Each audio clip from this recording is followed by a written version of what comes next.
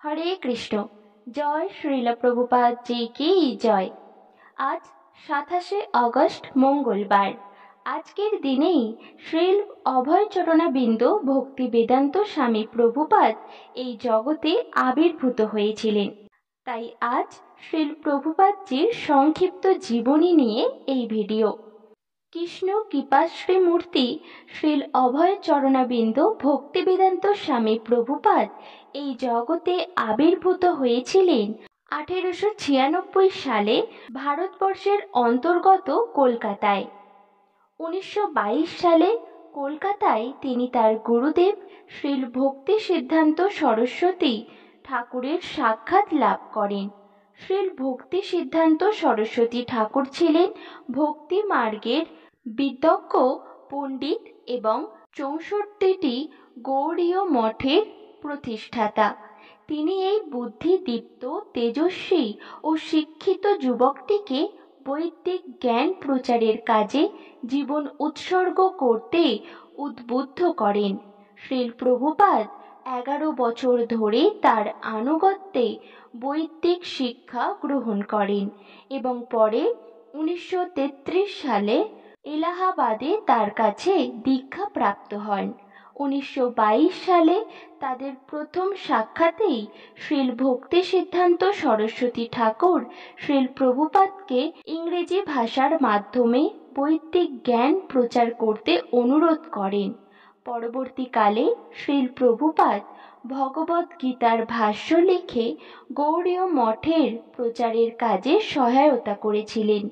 1944 সালে তিনি এককভাবে একটি ইংরাজি পাক্ষিক পত্রিকা প্রকাশ করতে শুরু করেন এবং পত্রিকাটির পাণ্ডুলিপি টাইপ করা, প্রুফ সংশোধন করা এবং সম্পাদনার কাজ তিনি স্বহস্তে করেন। এমনকি তিনি নিজ হাতে পত্রিকাটি বিনামূল্যে বিতরণও করতেন। পত্রিকাটি একবার শুরু হওয়ার পর আর বন্ধ হয়ে যায়নি। পত্রিকাটি এখনও সারা পৃথিবীতে তার শিষ্যবৃন্দ কর্তৃক মুদ্রিত ও প্রকাশিত হচ্ছে। 1947 সালে শ্রীল প্রভুপাদের দার্শনিক জ্ঞান ও ভক্তির উৎকর্ষতার স্বীকৃতি রূপে গৌড়ীয় বৈষ্ণব সমাজ তাকে ভক্তি বেদান্ত উপাধিতে ভূষিত করেন। 1950 সালে তার 54 বছর বয়সে শ্রীল প্রভুপাদ সংসার জীবন থেকে অবসর গ্রহণ করে 4 বছর পর বানপ্রস্থ আশ্রম গ্রহণ করেন এবং শাস্ত্র অধ্যয়ন, প্রচার ও গ্রন্থ রচনার কাজে মনোনিবেশ করেন।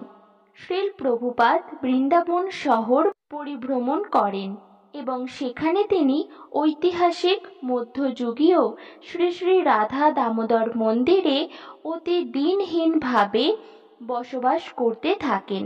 সেখানে তিনি কয়েক বছর গভীর অধ্যয়ন এবং গ্রন্থ রচনায় মনোনিবেশ করেন। 1959 সালে তিনি সন্ন্যাস গ্রহণ করেন। শ্রী শ্রী রাধা দামোদর মন্দিরেই শ্রীল প্রভুপাদ তার জীবনের শ্রেষ্ঠ অবদান 18,000 শ্লোক সমন্বিত শ্রীমদ্ ভাগবতের অনুবাদ ও ভাষ্যের কাজ শুরু করেন।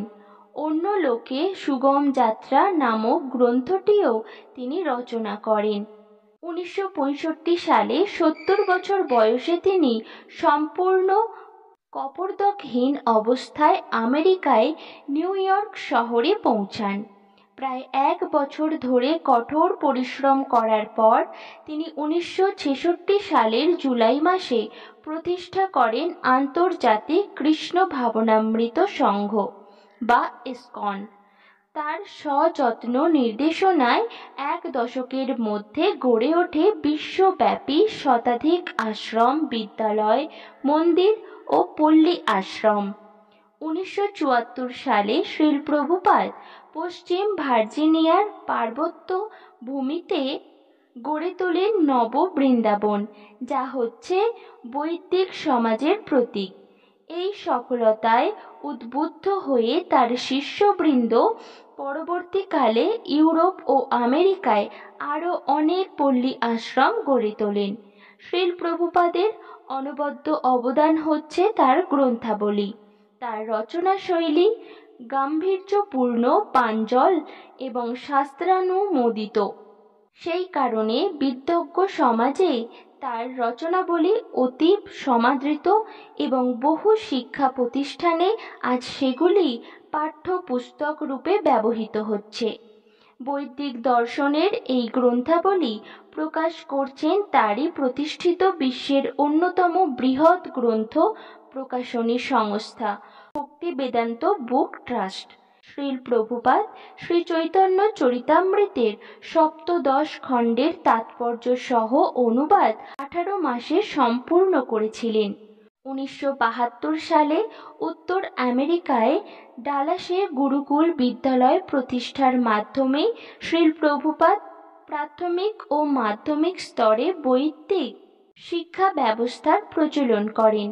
1972 সালে মাত্র 3 জন ছাত্র নিয়ে এই গুরুকুলের সূত্রপাত হয় এবং আজ সারা পৃথিবীর 15টি গুরুকুল বিদ্যালয়ে ছাত্রের সংখ্যা প্রায় 1500।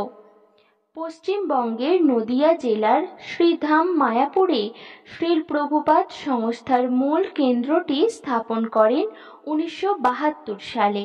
এইখানে বৈদিক শিক্ষা ও সংস্কৃতির চর্চার জন্য একটি বর্ণাশ্রম মহাবিদ্যালয় স্থাপনের পরিকল্পনাও তিনি দিয়ে গেছেন। শ্রীল প্রভুপাদের নির্দেশে বৈদিক ভাবধারার উপর প্রতিষ্ঠিত এই রকম আরেকটি আশ্রম গড়ে উঠেছে বৃন্দাবনের কৃষ্ণ বলরাম মন্দিরে, যেখানে আজ দেশ দেশান্তর থেকে আগত বহু পরমার্থী বৈদিক সংস্কৃতির অনুশীলন করছেন।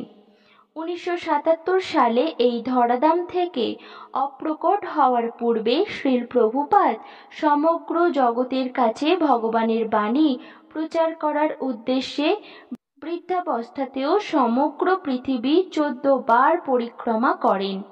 মানুষের মঙ্গলার্থে এই প্রচার সূচির পূর্ণতা সাধন করেও তিনি বৈদিক দর্শন, সাহিত্য, ধর্ম ও সংস্কৃতি সমন্বিত গ্রন্থাবলী রচনা করে গেছেন, যার মাধ্যমে এই জগতের মানুষ পূর্ণ আনন্দময় এক দিব্য জগতের সন্ধান লাভ করবে। এই হলো সংক্ষিপ্তভাবে শ্রীলা প্রভুপাদজির জীবনী। এবং যদি আপনারা শ্রীল প্রভুপাদজির বিস্তারিত জীবনী শ্রবণ করতে চান, তাহলে সেই ভিডিও পার্ট টু পার্ট এই চ্যানেলে দেওয়া হচ্ছে, আপনারা সেগুলি দেখতে পারেন। আজকের এই ভিডিও এই পর্যন্তই। সকলে ভালো থাকুন, সুস্থ থাকুন। হরে কৃষ্ণ, রাধে রাধে। জয় শ্রীল প্রভুপাদজি কি জয়।